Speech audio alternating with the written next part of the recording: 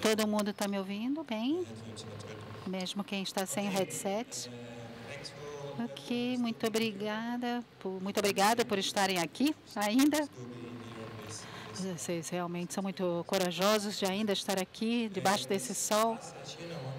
E aqui na minha apresentação eu vou querer apresentar muito brevemente o que nós estamos pesquisando e logo depois o Raj vai falar, um antigo companheiro, grande amigo, um grande acadêmico quando se trata de alimentos e as lutas de justiça social. Não apenas é um grande acadêmico, mas também uma das poucas pessoas que, dentro da academia, escreve excelentes artigos e também investe no mundo dos movimentos da vida real. Eu acho que isso é muito importante. Essa razão porque é muito importante ter o Raj aqui conosco, que veio do Texas, dos Estados Unidos. Desculpe, é que está perto do microfone. É isso, tem que virar. Importante é você trocar de lugar. Isso.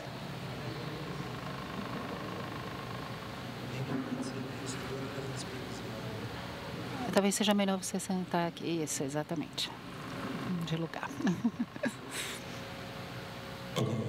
Ok, agora vamos esperar que agora funcione bem. Muito bem. Eu acho que é muito importante e eu estou muito curioso de ver o que o Raj vai falar hoje. E eu realmente vou manter a minha apresentação muito breve, mas eu vou explicar por que o texto que vocês vão ouvir agora é bastante geral em relação à vida nas favelas, mas realmente é muito difícil para uma pessoa como eu compreender toda essa complexidade, uma pessoa de fora. É difícil entender. Ou eu tentar entender como vocês vivem, mas para dar um contexto, esse projeto específico, Nutricidades, esse vai se transformar num livro. Quer dizer, algumas bases desse texto podem ser as bases para uma introdução desse livro. Então, qualquer pessoa que são pessoas que sabem, na verdade, não muito sobre a vida nas favelas, falando para pessoas que sabem ainda menos, né? Quando vão ler esses livros. Então, eu sinto muito se alguns desses pensamentos não estiverem equivocados ou não serem muito duros. Nós vamos refletir, junto com o Raj, sobre algumas dessas experiências em outros locais, com outras experiências no mundo todo e, é claro, com alguns pensamentos que eu também desenvolvi sobre a questão do alimento. Então, eu vou começar aqui com o texto, com os modos como eu entendo as favelas aqui no Rio de Janeiro. Na minha compreensão, as favelas nessa cidade, ela só existe com uma morfologia, uma geografia muito especial, como a do Rio, com essas montanhas deslizando para dentro do mar, tornando as encostas difíceis de alcançar, um refúgio seguro para os incessantes recém-chegados à cidade, que sempre chegam, quer dizer, os mantém seguros dentro dos seus planos de assentamento. Mas as favelas também no Rio de Janeiro, eles também devem sua existência ao tempo. Foram os soldados vitoriosos que voltaram da Guerra dos Canudos na Bahia na década de 1880 que deram à luz a primeira favela, ou mais especificamente. Foi com a chegada deles aqui e a subsequente espera. A espera nas encostas com vista para a cidade para que o governo lhes entregasse o dinheiro prometido após a vitória na guerra. O dinheiro jamais chegou e os soldados nunca foram embora. De certa forma, a favela nasceu como um lugar de espera e assim permanece. De algumas formas. Quer dizer, de forma mais geral, como outsider, eu acho muito estranho essa questão do tempo no Brasil como um todo. Quer dizer, esse aqui é um país do futuro em que o momento atual é sempre visto como precursor para um próximo episódio, que está sempre à espera.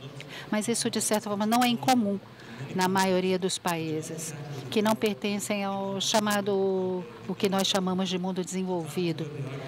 Aqueles países onde o argumento para o desenvolvimento foi repetidamente construído sobre a narrativa de uma necessidade de modernizar as coisas. Por exemplo, no caso da Grécia, de onde eu venho, O que é muito interessante é que a palavra usada várias vezes pelos políticos era ligeiramente diferente, quer dizer, não é modernização, modernizar, é exsincronismos, que traduz não apenas como modernização, mas também como dar velocidade. O ato de sincronizar algo que é assíncrono. Quer dizer, no caso grego, foi um ato de sincronizar a situação local que se presumia estar atrasada com o mundo como o mundo do norte da Europa e o mundo anglófono, presumivelmente o moderno contemporâneo. Certamente, essa ideologia que nós vamos tomar como desenvolvimento bem-sucedido, quer dizer, você simplesmente muda a marcha, você muda a página do livro e, de repente, você aterriza nesse novo capítulo, quer dizer, você acelera para o futuro e chega a esse ponto perfeito do presente. De certo modo, nenhum lugar representa melhor a fé dedicada a ultrapassar esse momento intermediário do que a favela. Aqui existe uma suposição de temporalidade de todas as partes. Alguns moradores da favela, não todos, claro, sonham com sua estadia como sendo passageira rumo a se estabelecerem na cidade. Autoridades locais presumiram por algum tempo que a favela era uma forma urbana que em breve seria domada, controlada, integrada na cidade como um todo. A polícia e o exército entrando com sua pesada artilharia, como explicado por Cristo, também presumiram que era apenas uma questão de tempo até que essa estranha formação fosse pacificada, normalizada, sucumbida à imagem da cidade, propriamente dita.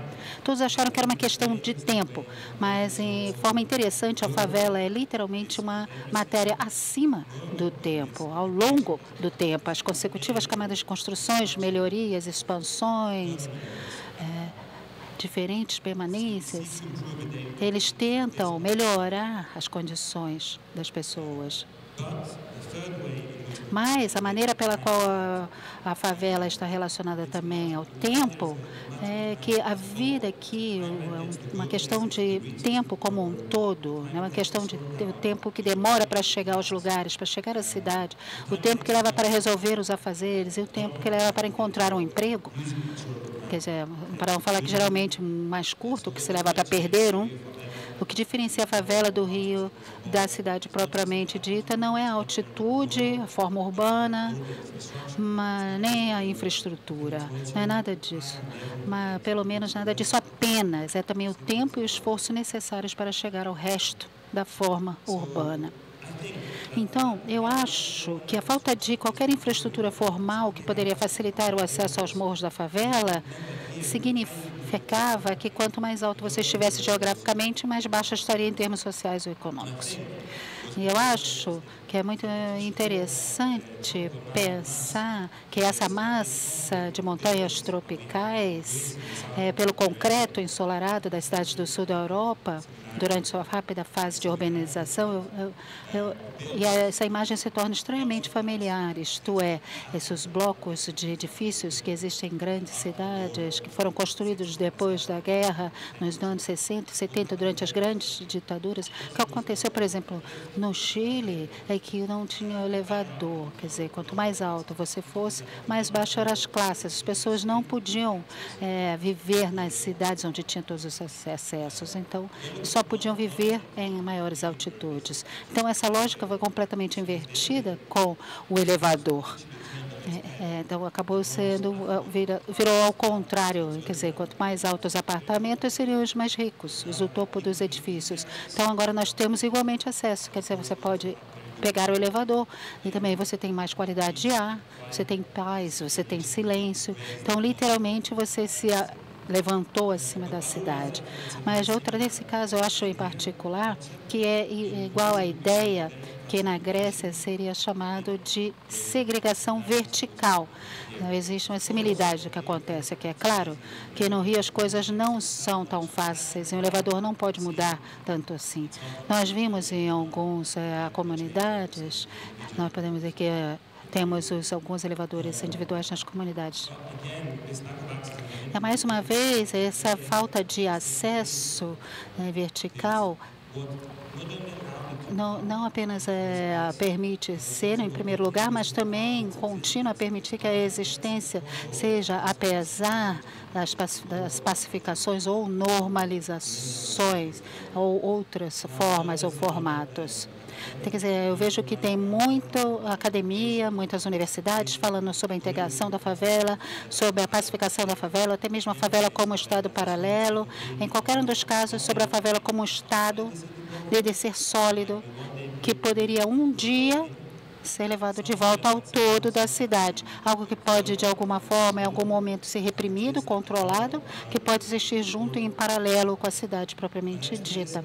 Mas, ao lado disso, também deveríamos pensar na favela como o resultado inadvertido da luta constante pela mobilidade, pelo acesso, como a testemunha inesperada de uma luta pelo controle de quem consegue se mudar e quem fica.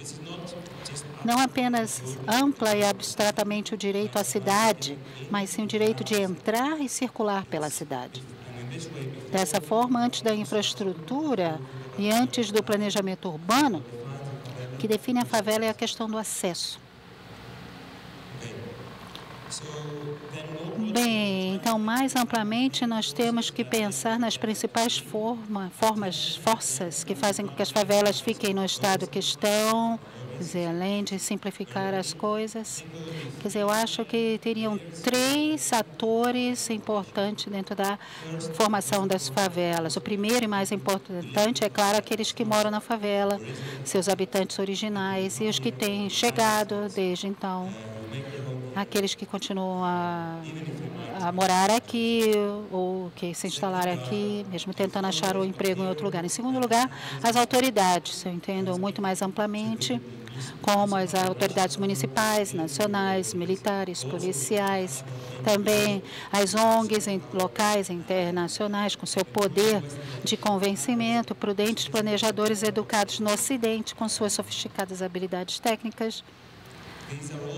E esses são todos os lados em que existem as pessoas que fazem da favela o que ela é, né? Há aquelas que criaram e que mantêm viva, apesar de toda a precariedade. Mas não é apenas isso, não é tudo. Um terceiro ator, e o terceiro lado, que eu quero pensar junto com vocês um pouco, é alguma coisa que vem na forma de ideias que viajam na direção e pela favela, sem estarem ancoradas aqui, sem serem específicas da favela. Mais uma vez, eu gostaria de voltar ao exemplo do meu país, da Grécia, para tentar explicar o que eu estou pensando. Então, nós tivemos um partido de direita, de extrema direita, mas agora, infelizmente, não é uma exceção, mas o Golden Dawn, que era esse partido de extrema-direita, quando ele subiu de 0,3% nas eleições nacionais de 2012 no país, isto é, 6 anos atrás, para 7%, as pessoas ficaram chocadas e tentaram encontrar uma explicação. Uma das coisas que foi procurar eram os traços de características locais que poderiam explicar por que esse partido de extrema-direita tinha se feito tão bem nas eleições.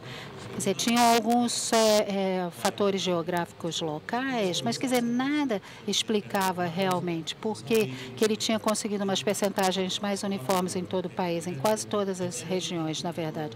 Mas, falando em geral, foi um fenômeno que aconteceu. Quer dizer, estava realmente distribuído de forma igualitária em todo o país, em todas as cidades. Então, é claro que nós pensamos, de certa forma, a lição que está ali é que os fatores que auxiliaram a vitória, esse percentual não era geográfico, isto é, a mídia, instituições em todo o país foram aqueles que ajudaram e que tiveram realmente um papel muito grande. Um grande número de policiais apoiaram a Aurora Dourada. Nós sabemos mesmo que também tinha a Igreja Ortodoxa, parte da Igreja Ortodoxa apoiando. De certa forma, eu acho que isso é mais uma questão do que uma certeza, que talvez tenha algo similar, provavelmente, no crescimento da direita nas favelas da zona norte do Rio. Questão que pode ter as religiões e as igrejas que ajudam, mas também outro fato na Grécia era a mídia, que também ajudou a promover o partido e causou, de certa forma, essa desproporção no que estava acontecendo. Alguns anos mais tarde, o presidente dos Estados Unidos, que popularizou o uso das fake news, então nós temos aqui uma realidade muito triste. Então, de certa forma, foi inventado ali, né? Na Grécia, quer dizer, muito deteriorado depois de 6 anos. Então, essa ideia, quer dizer, que o Aurora Dourada cresceu tanto em relação aos outros países, quer dizer, tem uma campanha dizendo vamos manter os imigrantes fora, né?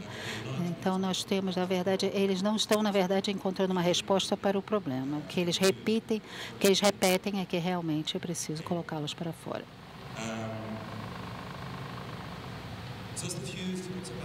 Então, aqui alguns pensamentos sobre onde nós estamos agora, aqui na Maré. Eu acho que tem uma metáfora maravilhosa que nós podemos usar nesse bairro. Mesmo particularmente sobre esse museu. E o que nós descobrimos nesse maravilhoso museu é que é um surpreendente bairro que tem um dos nomes mais poéticos com que me deparei há um bom tempo, a Maré. A Maré. Que melhor palavra para sinalizar esse anseio por mobilidade? Um modo de refletir o sonho de movimento, do que o lento retrocesso da água, oscilando constantemente entre altos e baixos. As pessoas que vieram para cá fizeram terra da água. Elas optaram contra os altos das favelas nas montanhas circundantes, preferindo, em vez disso, a água, com suas marés altas e baixas. Na minha cabeça, gosto de pensar nisso como uma excelente metáfora dessa fé no tempo. A fé de que as coisas sempre se reverterão e que os baixos se tornarão altos em algum momento. Não sabemos quando, mas certamente acontecerá em algum momento.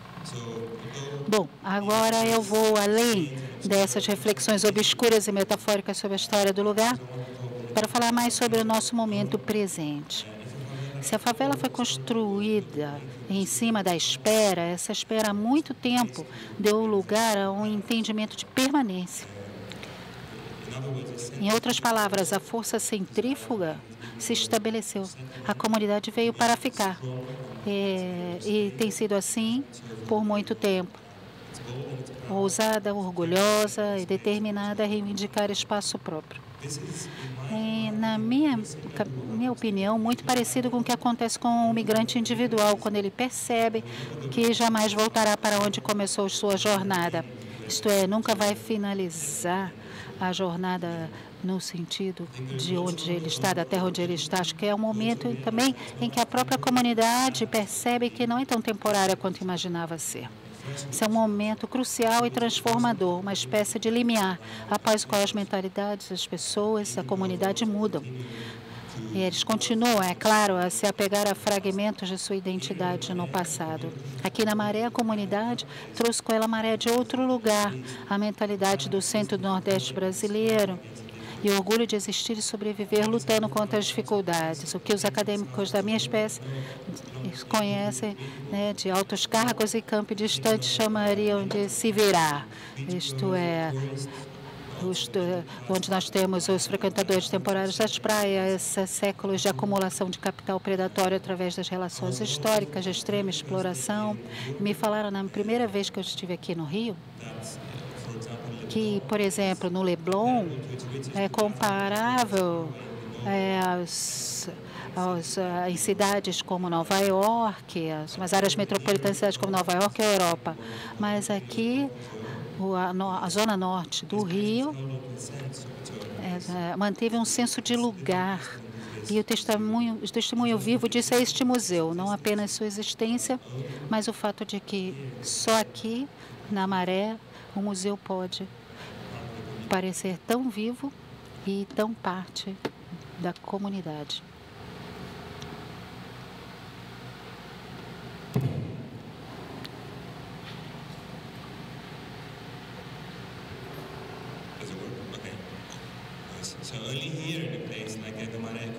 É um museu que pode parecer tão vivo e tão parte da comunidade que o hospeda. Isto é literalmente orgânico. Então, a questão agora que eu quero concluir com essa questão é como que esses espaços orgânicos desenvolvidos nas periferias, como que poderia incluir a vida como é nesse momento? Quer dizer, ir além de apenas existir, apenas sobreviver, mas também reclamar o direito de algo melhor. Mas o que parece, os acadêmicos têm usado muito para descrever como que as pessoas podem requerer, exigir outro tipo de vida na cidade. Quer dizer, é uma questão abstrata, mas ainda estamos evitando esse sentido, mas ainda querendo. O que nós temos agora, quando nós começamos o Nutricities, tentar entender o que um direito à cidade poderia significar em termos de um domínio específico dos nossos cotidianos. Não é difícil imaginar? E esse é um dos aspectos mais importantes das nossas vidas, é que como seres humanos, nós não podemos viver sem alimento. E sem isso estamos mortos. E, no entanto, consideramos tudo como garantido, a qualidade ou quantidade do que comemos, de onde vem e a que custo. E não conseguimos perceber que durante os menores momentos de pânico, nós podemos ver o quanto é frágil a cadeia alimentar nas grandes cidades onde vivemos agora. Então, aqueles de nós que estavam em Atenas no auge da crise econômica, no pico realmente da crise financeira, quando todos os controles de capital foram anunciados, limitando todas as quantidades de dinheiro que as pessoas poderiam retirar dos caixas eletrônicos, nós vemos que os supermercados esvaziavam em horas, né? Quer dizer, as fronteiras não estavam fechadas, mais uma vez a mídia que espalhou esse pânico de que o fim estava próximo. Então, em algumas horas, o que você tinha garantido, que você tem numa cidade como essa, quer dizer, o supermercado, se você está com fome e você tem uma quantia de dinheiro, você pode comprar alguma coisa para comer. A comida está ali disponível. E essa ideia desapareceu. E os supermercados esvaziaram em horas. Quer dizer, isso é realmente uma questão, crise de estatísticas de como nós somos frágeis em relação a essa questão do alimento e da cadeia alimentar. Por exemplo, em Nova York, nós temos, por exemplo, tem 3 dias de suprimento. Se Nova York for realmente isolada do resto do mundo, em 3 dias as pessoas vão entrar em estado de fome. Quer dizer, não é mais uma questão se são super ricos que vão nos melhores restaurantes sem marradas ou se você está ali morrendo de fome, todos estarão igualmente ferrados, basicamente, sem nenhuma comida em questão de horas. Então, é por isso que é tão importante para nós conduzir esse exercício, entender o que é que comemos na cidade, quais os alimentos que atualmente temos acesso e o que eles fazem conosco, a nós, que nossa localização na cidade determina em relação ao que podemos acessar e a que preço. Não apenas preço em termos de dinheiro, mas também em termos de preço ambiental e social. Então, como conduzido pelo maravilhoso coletivo CPI,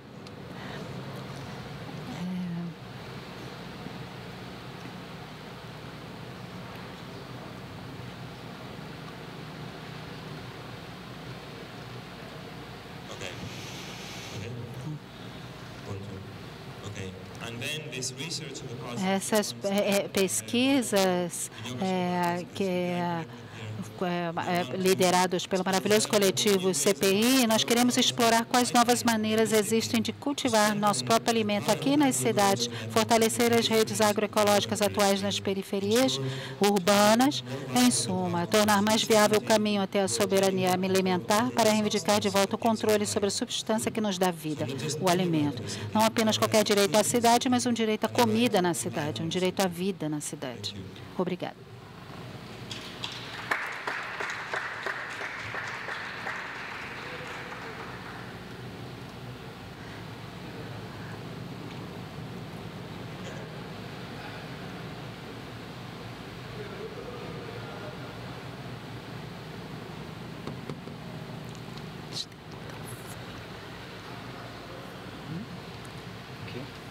os fones para eles. Ah, sim. Mas eu vou falar em português. Eu gostaria...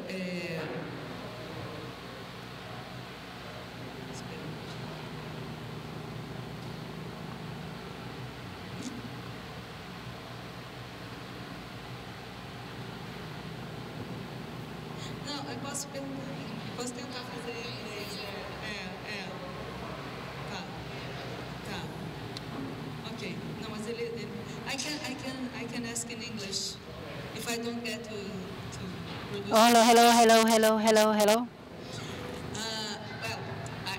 I didn't use the translator, but so I'd like to understand better the connection between what you said about the favela as a territory and the necessity to produce locally for not to be starving, because I understood that every city, even New York, will be starving in 3 days if something happens. And so I would like to understand better this connection, because I agree that it's necessary to produce locally. We had this problem this year, a few months ago, because we had a strike, a truck. So the city had no food in a certain time. So I'd like you to develop this.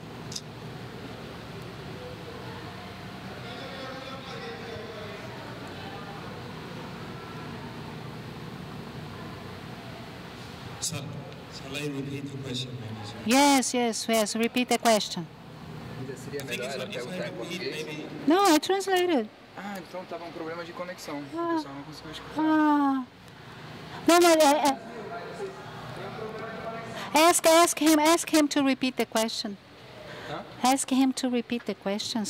Repeat the question. Okay.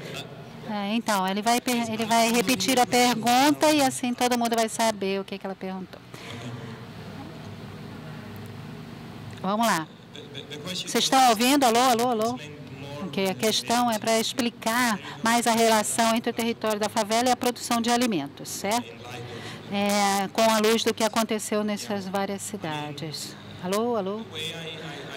Ok. Do modo que eu vejo, que eu estava falando, é que uma das principais características da favela é o acesso que ele dá a outras partes da cidade. Isto é, o acesso que as pessoas tentam ter ou podem ter, ou são permitidos ter pelas autoridades, pelo Estado, através até mesmo são autorizados a terem pela economia, né, que determina muito de nossas vidas. Em outras palavras, não é tão fácil chegar a outras partes da cidade.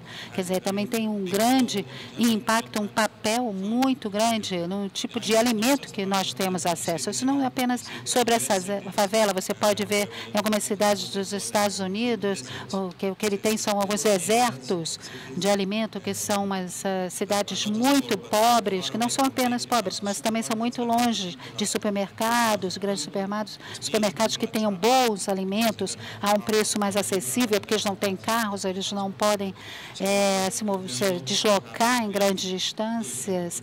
Isto é, então, eles têm acesso a alimentos que não são tão bons como se eles estivessem morando em outros lugares. Mas não apenas a questão da favela, mas determinar o acesso ao alimento, não importando onde você esteja. Então, acho que isso é muito importante, ter esse tipo de produção local aqui, ou de desenvolver redes dentro da escala humana, quer dizer, que não é um alimento importado da Itália ou da África do Sul, mas um alimento que seja de fácil acesso dentro da região do Rio de Janeiro, dar acesso a bons alimentos para essas pessoas, que é parecido com a situação que eu estava descrevendo anteriormente. Tem alguns esforços do Estado até aqui no Rio, em alguns casos, com as hortas, algumas delas produzem muito alimento, mas também a questão de que em que termos que isso acontece, se alguma outra pessoa fora o Estado faz isso, tenha o controle dos alimentos, eles também podem assumir esse controle, Mas isso também, obviamente, pode aumentar o acesso ao alimento, se a favela também se desenvolve espaços verdes mais amplos. Quer dizer, para as pessoas que vivem aqui, por exemplo, talvez eles tenham que se mudar para algum lugar, por exemplo, e não vai ter acesso a outras coisas. É o que a gente estava falando sobre a gentrificação e todos os conceitos que foram falados na apresentação anterior.